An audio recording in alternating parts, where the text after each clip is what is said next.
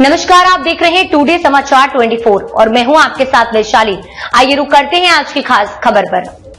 दिवाली से पहले देवसंग डैम चौक में पेट्रोलिंग शुरू करेगी भारतीय सेना। एलएसी पर सैनिकों की संख्या नहीं होगी कम। भारत और चीन के बीच हालिया समझौते के बाद जो देवसोंग और डेव चौक में वास्तविक नियंत्रण रेखा एलएसी पर तनाव को समाप्त करने के लिए हुआ है। दोनों देशों ने अपने अपने सैनिकों को पीछे हटाने की प्रक्रिया में तेजी लाई है। इन क्षेत्रों में दोनों देशों के सैनिक अपने अपने अस्थायी ढांचों, सैन्य उपकरणों और तंबुओं को हटाने के बाद लौट रहे हैं। ये प्रक्रिया 28-29 अक्टूबर तक पूरी होने की उम्मीद है। भारतीय सेना ने 31 अक्टूबर यानी दिवाली के दिन से डैम चौक और देवसैंग में सशस्त्र पेट्रोलिंग शुरू करने का निर्णय लिया है। भारतीय सेना यह सुनिश्चित करेगी कि डैम चौक और देवसंग में पेट्रोलिंग की स्थिति 2020 के पहले के अनुसार हो। चीन को इस निर्णय के बारे में पहले ही सूचित किया जा चुका है। इस समझौते के तहत इन दो महत्वपूर्ण क्षेत्रों में स्थिति सामान्य करने के लिए पेट्रोलिंग का यह निर्णय लिया गया है। बातचीत का सिलसिला जारी। सैन्य स्रोतों के अनुसार यह समझौता केवल उन अग्रिम मोर्चों तक सीमित है जो इन क्षेत्रों में विवाद का कारण बने हैं, जबकि गालवान घाटी, हॉट स्प्रिंग और गोगरा जैसे क्षेत्रों के मुद्दों को हल करने के लिए दोनों देशों के बीच विभिन्न स्तरों पर बातचीत जारी रहेगी।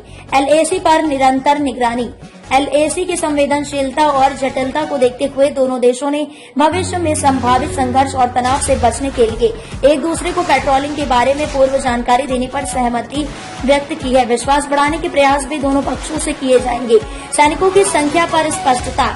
सैन्य स्रोतों ने यह स्पष्ट किया है कि एलएसी पर सैनिकों की संख्या कम करने का कोई प्रस्ताव नहीं है। इस समझौते में केवल विवादित मोर्चों से सैनिकों की वापसी का जिक्र किया गया है। यह स्पष्ट करता है कि देवसंग और डैम चौक के क्षेत्रों में तनाव समाप्त होने के बाद भी भारतीय सेना एलएसी पर 50,000 से अधिक सैनिकों की संख्या को कम नहीं करेगी। पेट्रोलिंग और समन्वय की प्रक्रिया। भारतीय और चीनी सैनिक उन क्षेत्रों में फिर से पेट्रोलिंग शुरू करेंगे जहां वे 2020 से पहले किया करते थे, जिनमें देवसंग और डैम चौक जैसे रणनीतिक बिंदु शामिल हैं। टकराव से बचने के लिए दोनों पक्षों ने पेट्रोलिंग में समन्वय करने पर भी सहमति जताई है। सैनिकों की वापसी की प्रक्रिया। सैनिकों ने दोनों बिंदुओं से वापसी प्रक्रिया शुरू कर दी है। भारतीय सेना अपने उपकरणों और 2020 के बाद स्थापित अस्थायी ढांचों को हटा रही है। स्थानीय कमांडर इस प्रक्रिया की पुष्टि करेगा।